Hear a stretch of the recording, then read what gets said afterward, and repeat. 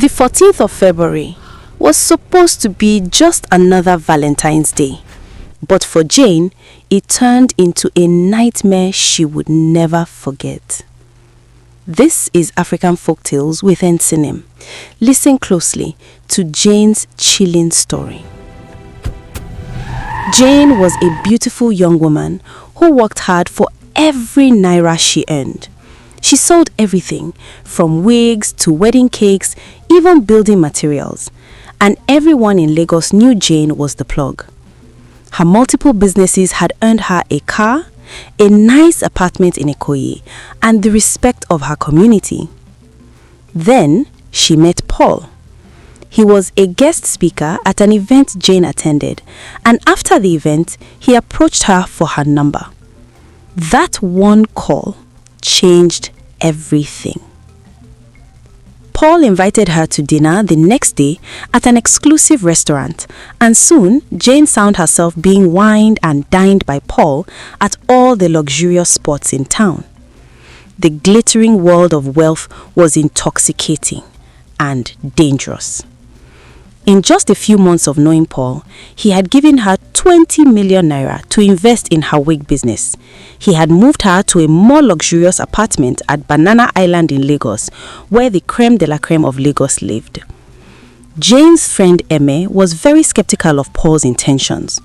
She wasn't skeptical about Paul's source of income because Paul came from a very wealthy family.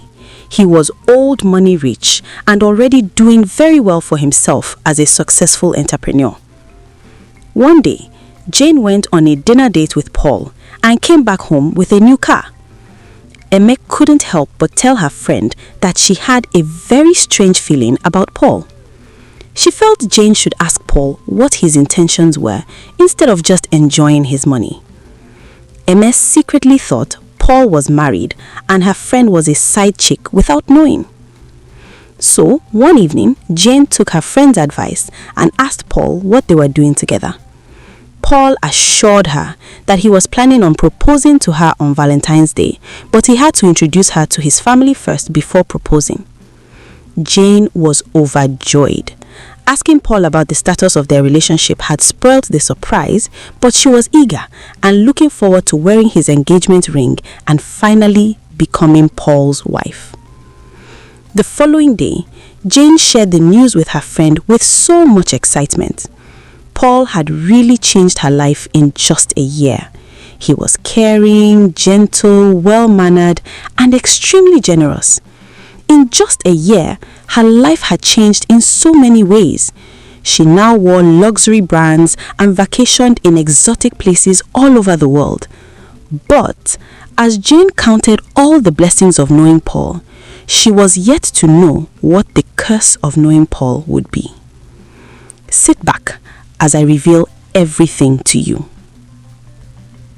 A day before Valentine's Day, Paul told Jane that she didn't need to pack a bag for their little trip to see his parents at Ondo State.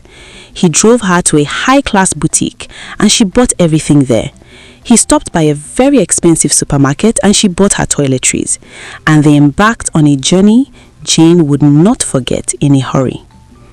Tell me in the comments, what do you think is waiting for Jane at Paul's house? And while you're there, click the like button if you enjoy my storytelling. Back to the story. Jane arrived at Paul's parents' estate and was spellbound by the luxury before her.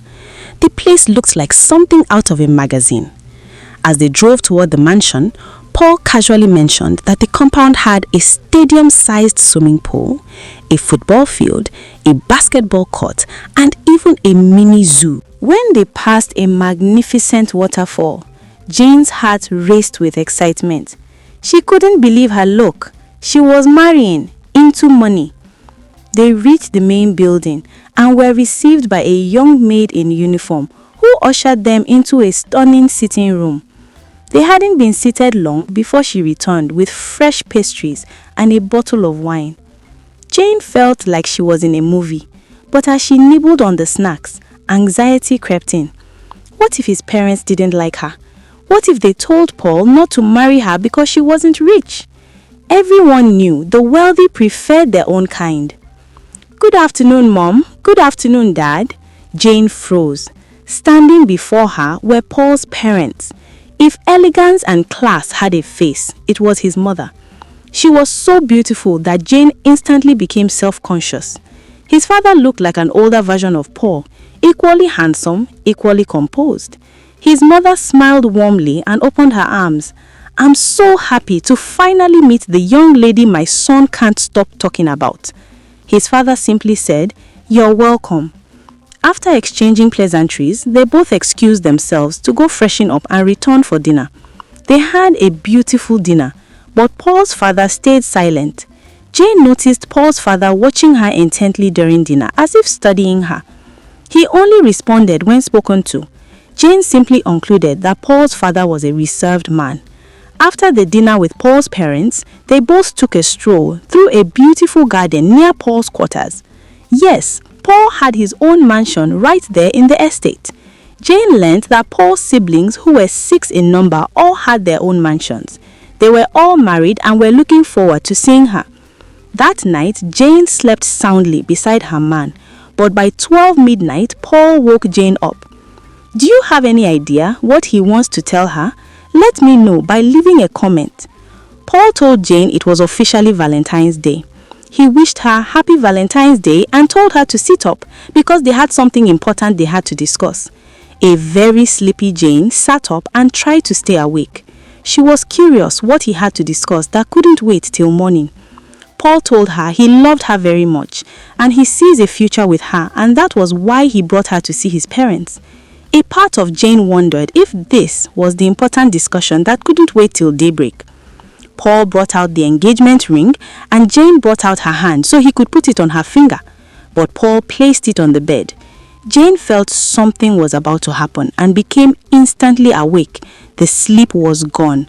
Paul told Jane that every woman who marries into their family is asked to perform one sacred rite just before the wedding. Exactly 7 days before the wedding, she performs this rite that cements her loyalty to the family. He told her it has been done for generations by all the women in the family.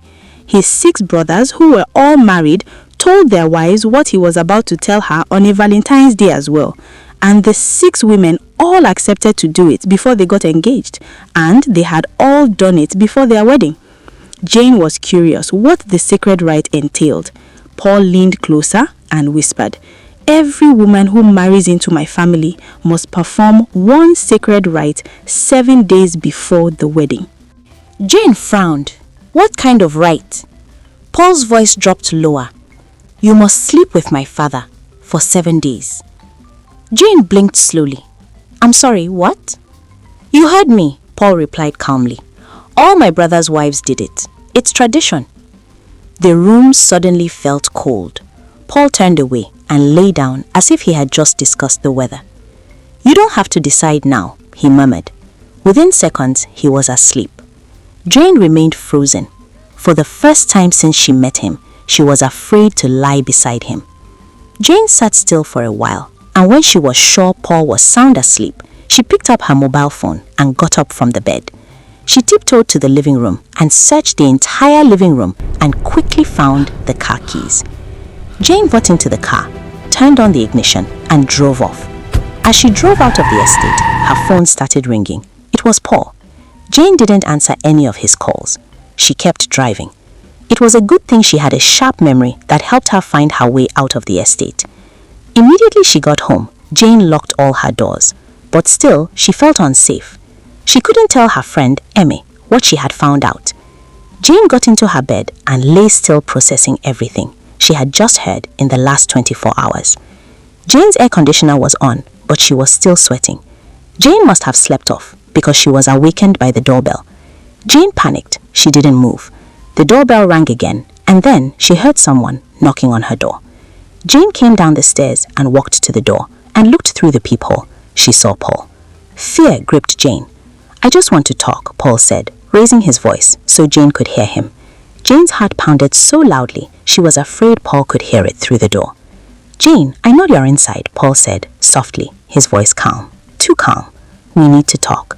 She didn't move. Her fingers trembled. Every instinct in her body screamed danger. The man she thought she loved, the man she thought she would marry, suddenly felt like a stranger. No, not a stranger. Something worse. A stranger would not know where she lived. The doorbell rang again. Jane, Paul called, a little firmer this time. Running away is not the way to handle things. Open the door. Jane swallowed hard. Her throat was dry as sand. She forced herself to stay silent. Minutes passed. Jane peeped through the peephole, and Paul was still standing there. She then decided to let him in. She opened the door, and Paul came in and sat down. They sat in silence for a while, before Paul spoke. The right is also done to protect and keep our wealth in the family, Paul said, as he looked into Jane's eyes. You don't have to do this if you don't want to, Paul said. Hearing those words brought some peace and calm to Jane. You didn't have to run. You're not in any form of danger, Paul stated. And again, Jane heaved a sigh of relief. He drew closer and took her hand in his. I love you very much, and I am ready to walk away from the family and start afresh with you.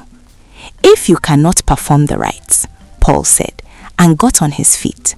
He planted a kiss on her forehead and walked out. Jane sat there, but her mind was really far. She couldn't bring herself to think of sleeping with Paul's father for 7 days. But there were more surprises in store for Jane. Weeks after the chilling revelation, Jane had a more disturbing situation that she couldn't explain. Her businesses were failing. The suppliers she had been ordering her luxury wigs from told her the account she transferred money to for the purchase of wigs was not theirs. Jane couldn't understand what they meant, but as she closely examined the account number she had transferred 15 million to, she realized a number was different from the real account number of her human hair supplier. Jane tried tracking down her money, but it had gone down a rabbit hole. Her bank kept saying they were trying all they could to reach the bank used by the account she had transferred the money to. While she was trying to figure out the 15 million issue, the warehouse she stored clothes for her boutique caught fire. Jane watched as her businesses crippled and collapsed one after the other. The engine of the brand new car Paul bought for her suddenly knocked. I want to give a special shout out to Alexia from Namibia and Barbara from Mobile, Alabama. Thank you for supporting African folktales with Insinim. I loved reading your comment. Back to the story. Jane sat alone in her apartment, confused and scared. Then she heard a knock on her door. Jane got up, walked to the door, and peeped through the peephole. It was Paul. She opened the door and let him in. They both sat on the couch, and after a few minutes, Paul spoke. Are you okay? He asked. Jane burst into tears. Paul, I can't know what is happening to me. Everything is falling apart. I keep losing money in millions, Jane said as she cried her eyes out. Paul held her while she cried. He brought out a handkerchief from his trousers pocket and offered it to Jane, but she refused to take it. After Jane was calm, Paul dropped another bombshell. It is only going to get worse until you lose double of everything I spent on you, Paul said in a calm voice. Jane looked at Paul as fresh tears came to her eyes. I meant it when I said I can walk away from everything for you, but we would be on our own. I would not be able to touch any of my family's wealth. Jane did not say a word. Paul got to his feet, walked to the door. Then he turned and looked at Jane, who was staring at him, eyes swollen from crying. It is going to get worse. You have 1 week to decide, he said, and opened the door and walked out.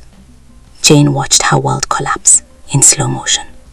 If you were in Jane's shoes, what would you do?